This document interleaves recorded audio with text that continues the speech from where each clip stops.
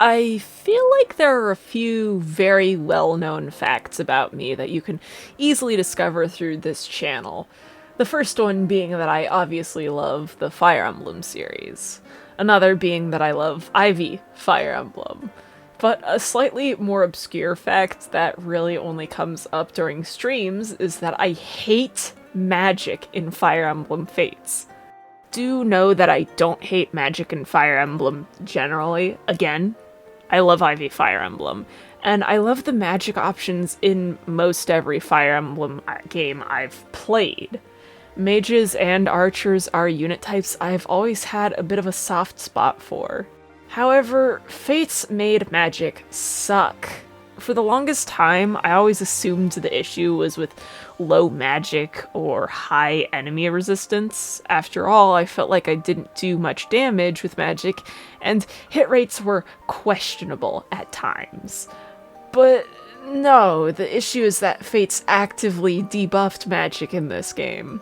The first, more notable debuff is that Fates has the double-layered weapon triangle. Some may consider this helpful for weapons like bows, as it allows them to do extra damage and have near-perfect hit when you have weapon triangle advantage. But for magic, this acted as a new hurdle, as a lot of armored enemies like to use lances, meaning your mages are at a disadvantage. The second, less noticeable debuff is that magic calculations are slightly less favorable in this game. This is noticeable with the healing staves, where healing power is a set amount plus magic divided by 3. This is much weaker than the usual magic divided by 2 used in other Fire Emblem games.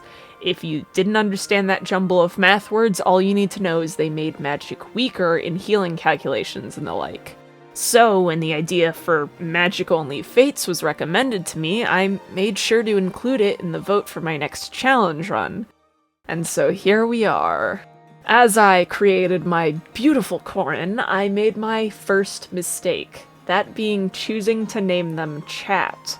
We'll ignore the potential repercussions of the existence of Lord Chat for now, though. Currently, we have the tutorial to get through.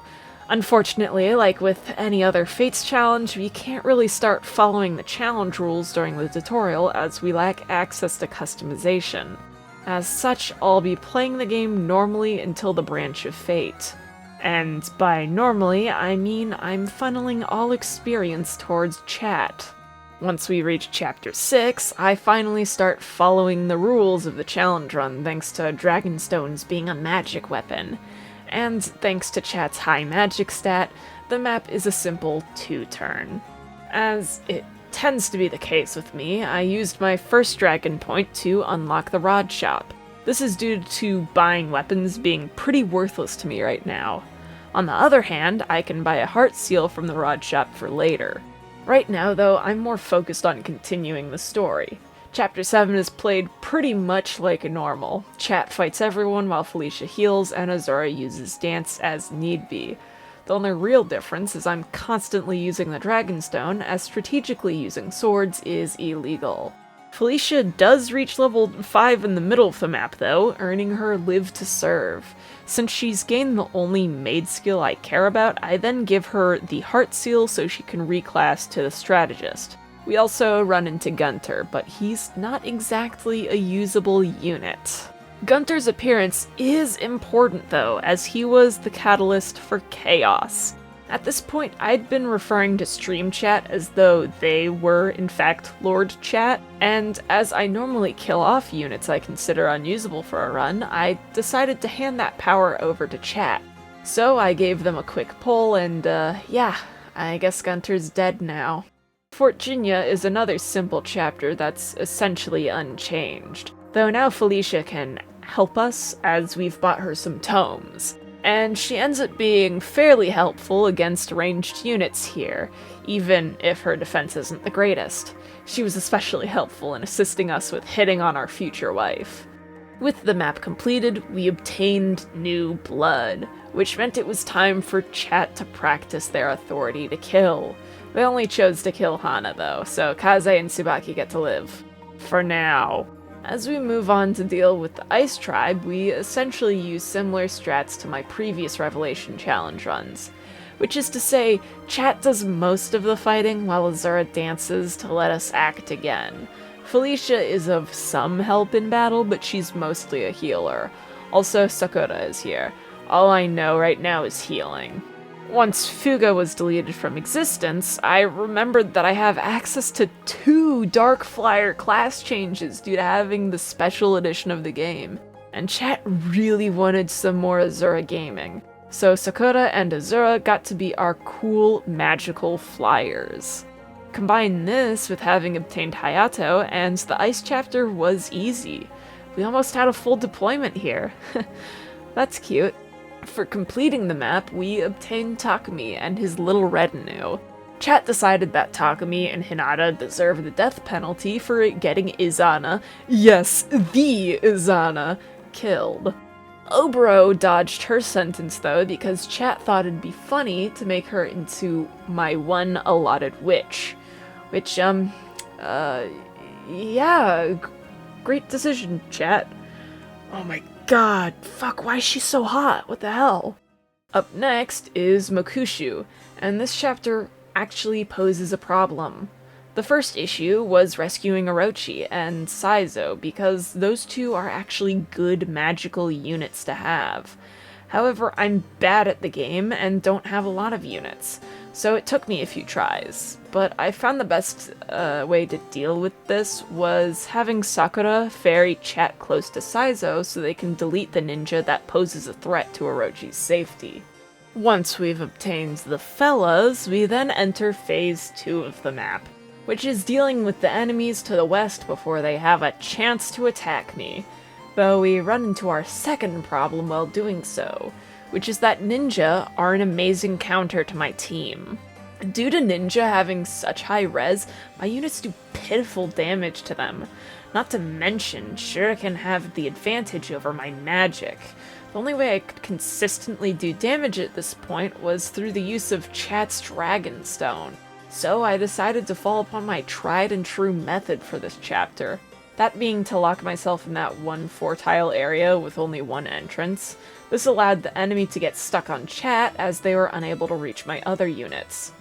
It got kind of funny when a master ninja roped a shrine maiden into following them over to my location, so the ninja was constantly healed while trying to kill chat. They did get a chance to kill Reina to quell chat's bloodlust, but they were otherwise unsuccessful as they perished upon the shrine maiden running out of festal uses. A great side effect of all this is that the Master Ninja gave chat plenty of experience to reach level 20 before promoting to a Nor Noble. With the map cleared of enemies, Oboro and chat were able to easily take down Kotaro. Now, we did get another body to sacrifice to chat, but Kagero got to live thanks to a 1-vote lead. Moving on to my favorite map location of At Sea, we need to deal with the Sit Around and Wait chapter. Thankfully, this wasn't too much of an issue due to having 2 flyers, not to mention that chat, Oboro, and Sakura all have fairly good defense stats. Sakura has some really good stat growths if y'all weren't aware. Like, you could probably get away with making her anything if you wanted, and it would work. Ignoring my Sakura propaganda, we tap into my murderous tendencies and kill every last one of them once the dragon veins pop up. Can you guys tell I used to play a lot of Birthright? Can you tell it was my favorite path as a kid? I think it's made me a great Fire Emblem player if you ignore all the blood of my own army on my hands. Also, Camilla was a joke because she has no magic on this map, and Dragonstone go burr. As for Flora, the fight took a while, but only because chat and I were more interested in figuring out if anyone has shipped Oboro and Orochi together. They have a support.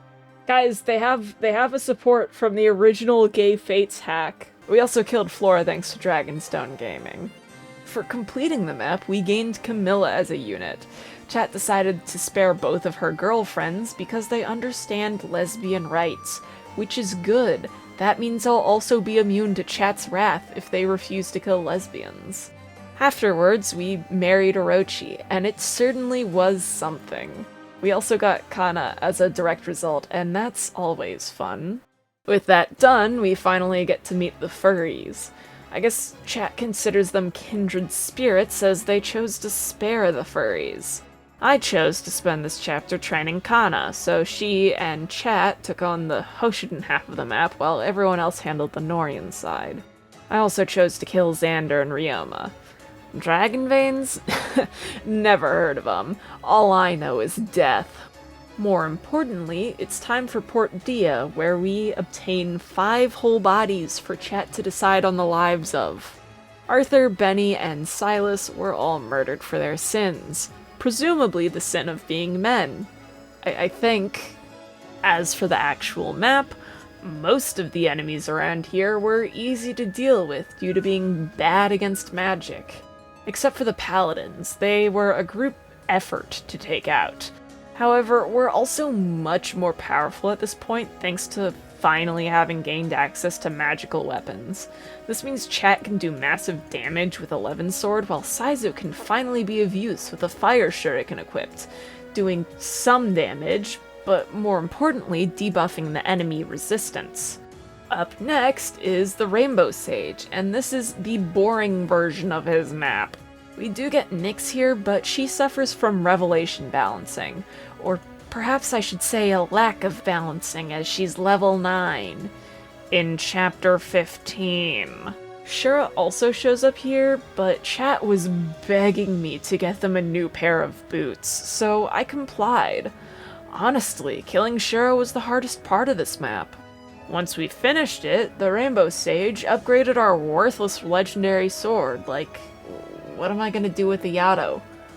Poke someone? We also paused everything to watch me make a tier list of all the Shin Megami Tensei games plus spin-offs. Leave a comment below if you disagree with my cool opinions, or leave a like if you think I'm correct. Perhaps you might even subscribe. With that shilling out of the way, it's time for the 2-chapter double whammy. And with us uniting with the remainder of the cast, that means we get a whole bunch of fresh meat for Chat.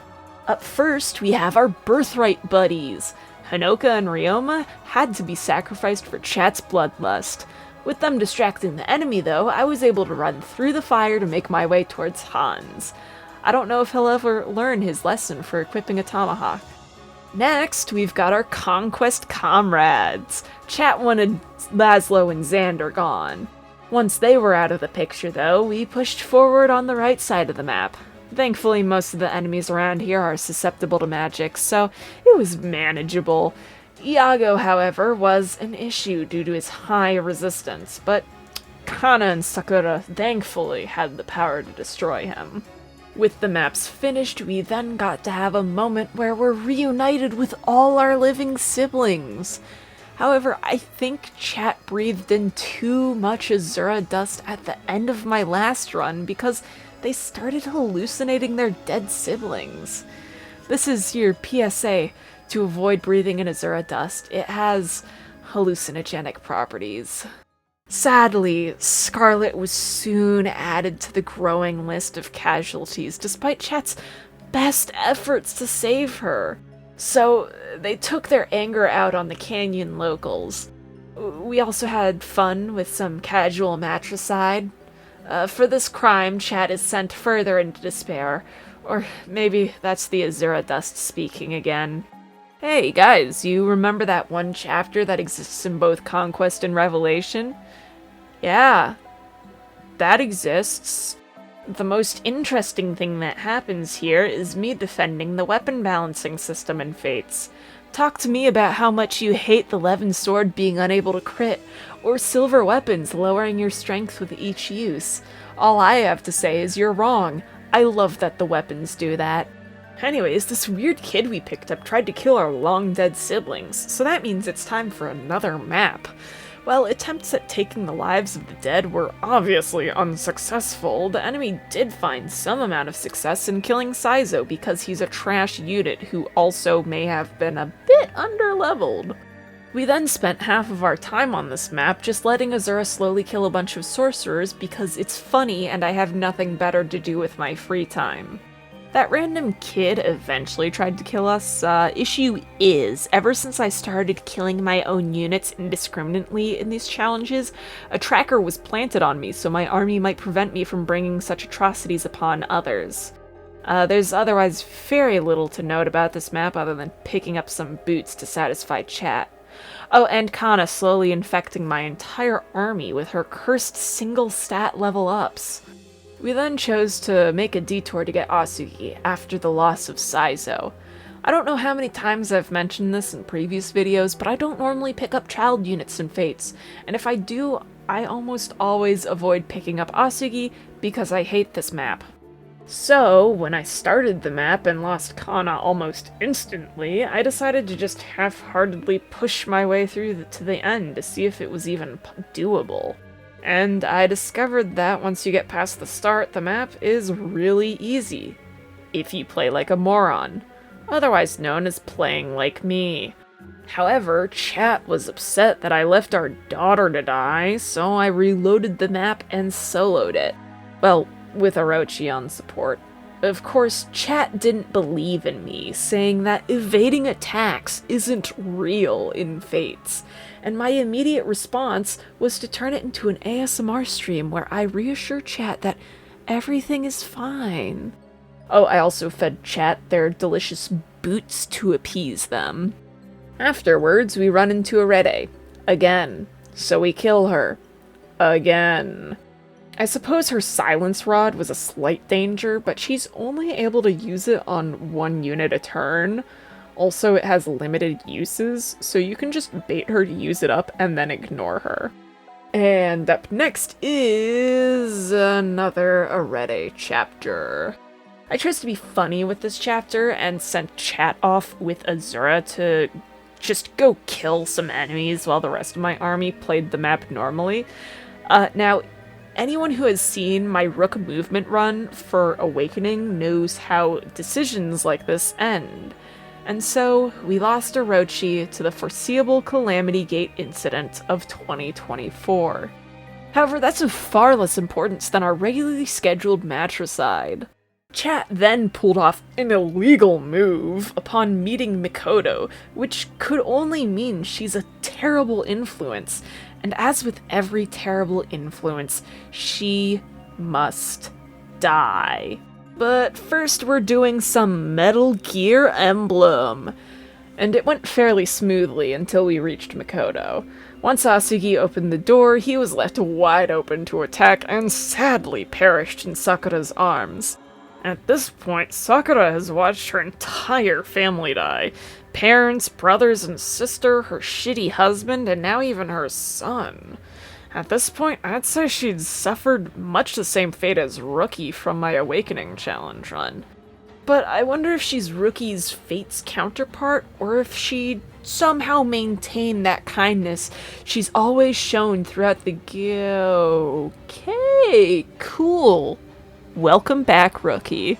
After Azura once again does her job, we run into another parent to kill. It's at this point Sakura's revenge has taken full control as she's learned Gale Force, and it's with this newfound power that she earned the right to kill Sumeragi.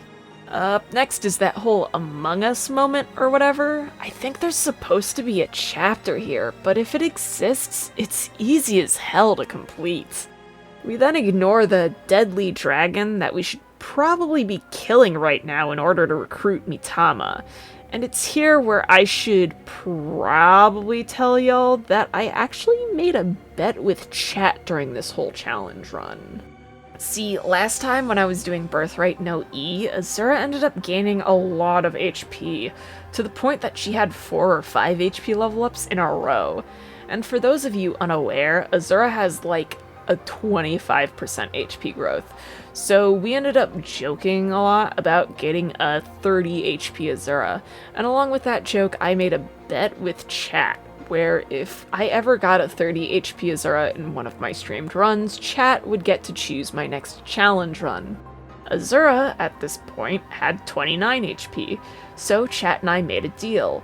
If they agreed to sacrifice 5 units, I would give Azura a Seraph Robe, and if they agreed to sacrifice all my unused units, then I'd also hand Azura all the stat boosters you get from the path bonuses, which is to say, a lot of people died during the stream, and now I have to do a really stupid challenge run to appease chat.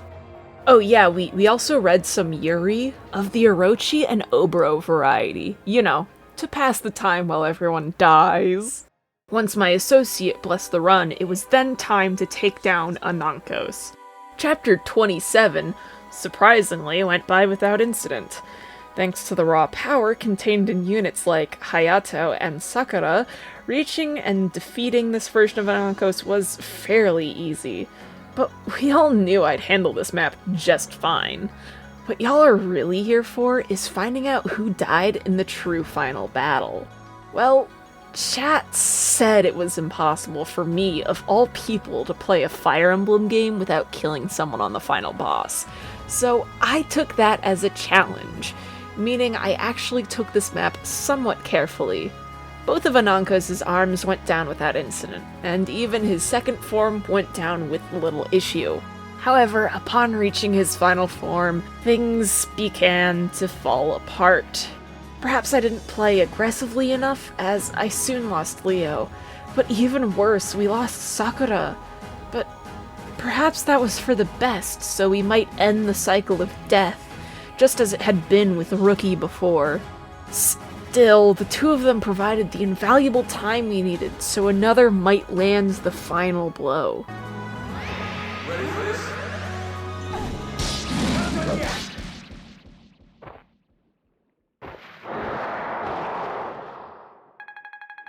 And so, with the final battle over, I can say that it is, in fact, possible to beat Fire Emblem Fates using only magic.